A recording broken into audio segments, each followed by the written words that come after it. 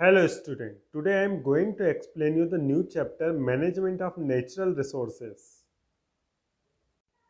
What are the resources? A resources is any means of supplying a material held in reserve which can be transformed into more valuable and useful item.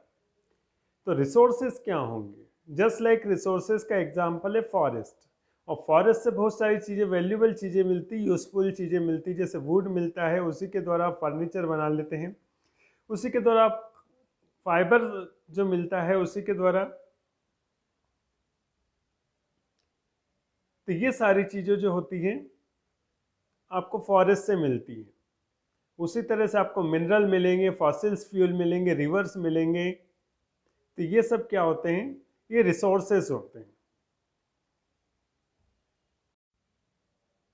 Some common example of natural resources, जैसे land and soil resources. Second, fresh water resources.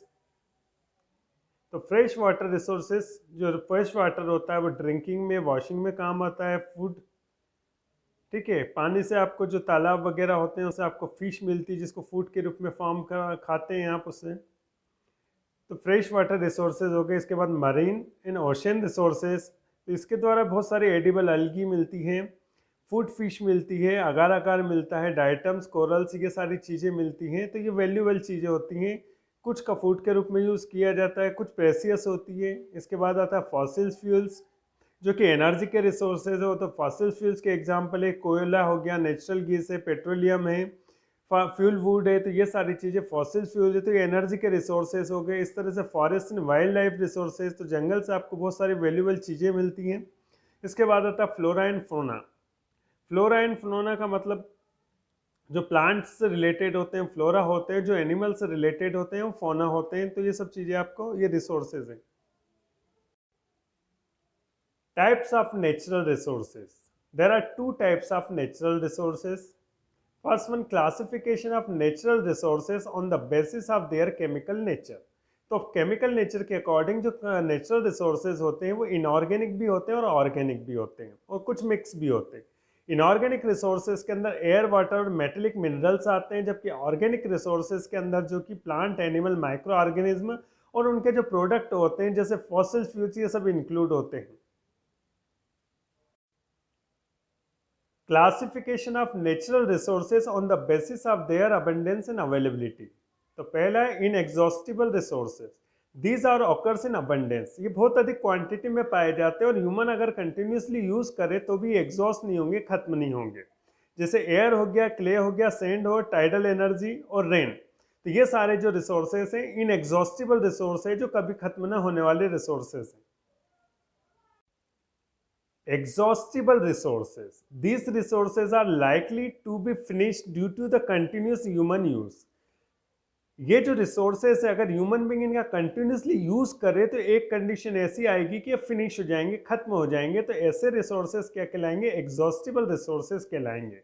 Example है mineral और fossil fuel, जैसे कोयला हो गया, petrol हो गया, diesel हो गया। तो ये सभी फॉसिल फ्यूल के एग्जाम्पल है। तो कंटिन्यूसली अगर इसका यूज किया जाए तो एक कंडीशन ऐसी आए कि खत्म हो जाएंगे। इसके बाद जो एग्जॉस्टिबल होते हैं रिसोर्सेज, इनको टू टाइप्स में डिवाइड किया गया है, रिन्यूएबल रिसोर्सेज और नॉन रिन्यूएबल रिसोर्सेज।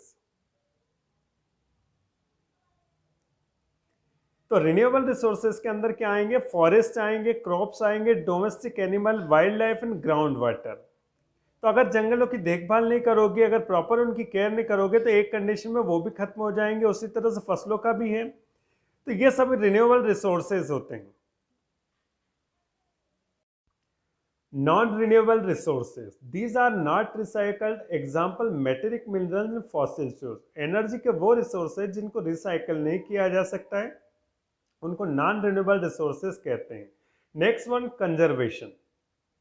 तो कंजर्वेशन को इस तरह से डिफाइन कर सकते हैं कि जो नेचुरल रिसोर्सेज है उनका कंट्रोल्ड यूटिलाइजेशन करना, ताकि उनका जो बेनिफिट लाइफ टाइम तक मिल सके।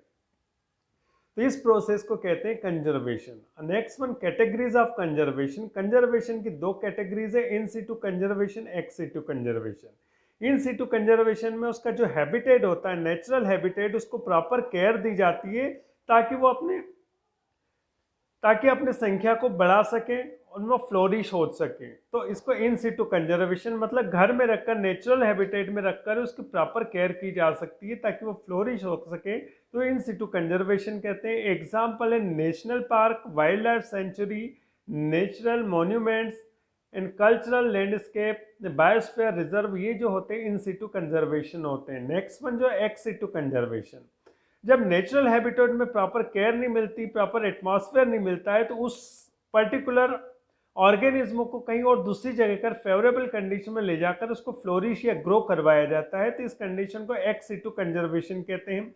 For example botanical garden, juice, sheet banks and pollen storage and tissue culture etcetera.